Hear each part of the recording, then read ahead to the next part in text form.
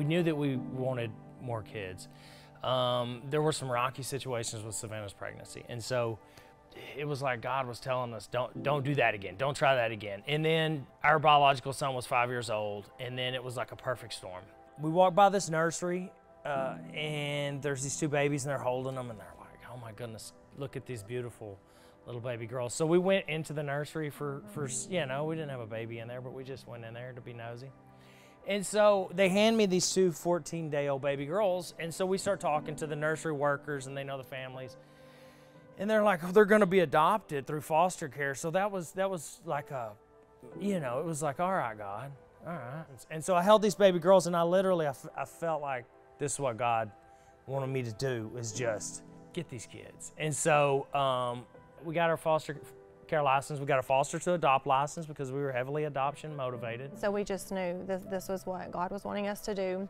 I was a first grade school teacher, and I had a little boy in my room that his parents' rights were already terminated. So him and his sister were fixing to be up for adoption. So then I came home and I explained to Eric, you know, he's fixing to be, that these kids are going to be put in group homes. There's no one that's going to take them.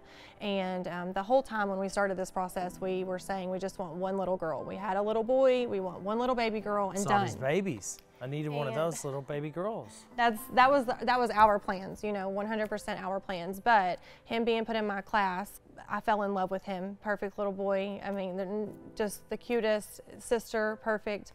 So I came home and I told him, I'm like, we have to get, you know, we can't let them go into home.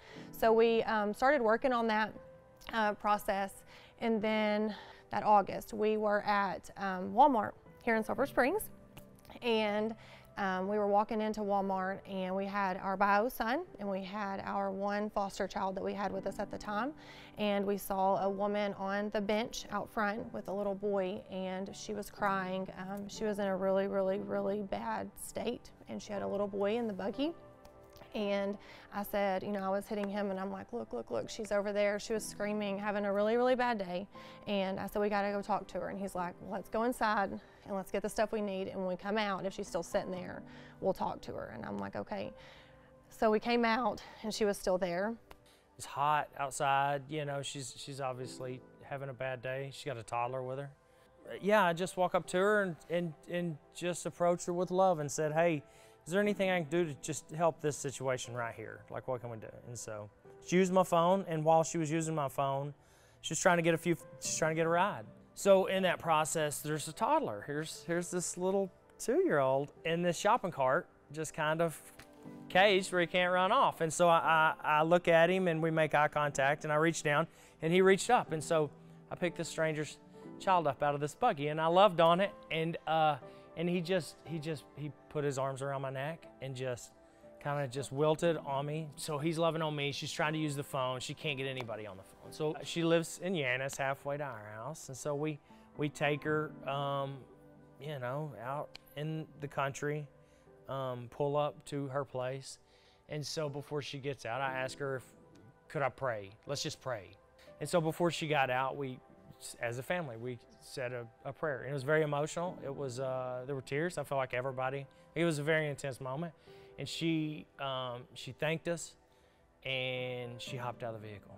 And then she just ran into a camper. With no electricity and no water, just out in a pasture, really. I mean, she was on drugs very heavily, just struggling really, really bad. So when we got home, he sent her a Facebook message and just said, hey, if you want to change your life, the only way to change your life is to get God involved.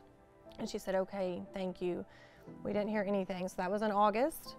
And then in December, so we met him in August, him and his mom in August. In December, she sent him a Facebook message and said, hey, how are you doing? Eric said, I'm fine, how are you?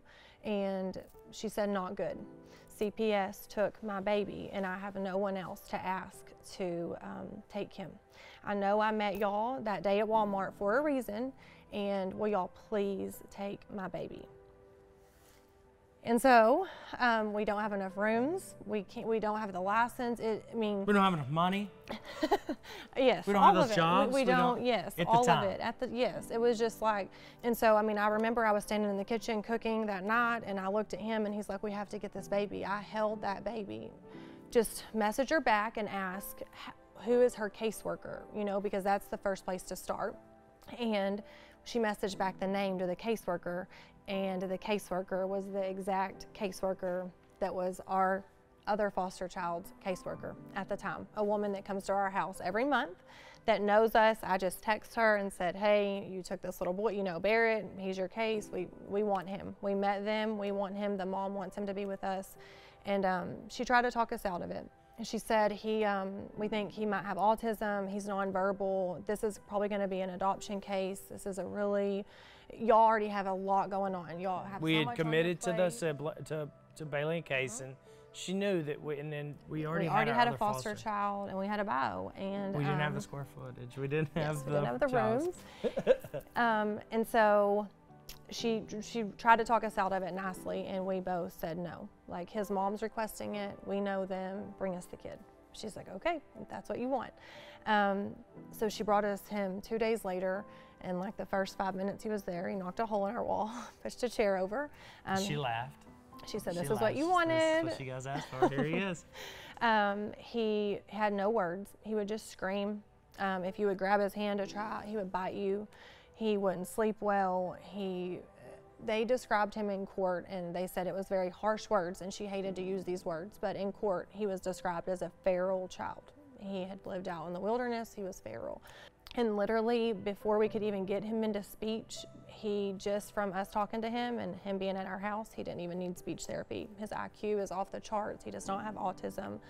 He did have a heavy amount of drugs in his system, but he is perfectly fine. One of the smartest kids. I mean, no issues whatsoever. We've even had contact with his mom since then. She wrote us. She remembered the church that we invited her to. She wrote us a letter from jail, and she wrote him a goodbye letter and said, you know, I would never take you from Eric and Savannah. Somebody had prayed for her on the park bench that day at Walmart, a woman. I wish we knew. The only other person that approached her. The only one person in the 2 hours she sat there, and that woman prayed. And when she prayed that God would bring her somebody to help her. We know that with all of that happening, 100%, that was all God. That there's no way that God didn't work every single piece of that out. Before adoption, before we had our son, and when he was small, when he was still in the toddler stage, I had a lot of questions about God. I had a lot of questions about my faith and grace and what I really thought about all that. And so when my son was a couple years old, I had an experience that it changed all that. And so the issues that I had with my faith and grace, I feel like I got that behind me. And so at that point, I felt like I could give and receive love healthy. Like, I felt like I genuinely, like, this is what Jesus was talking about. This is the kind of love. And so when I held these two little 14-day-old girls, and then when I hold Barrett at the Walmart, I felt like that's that love.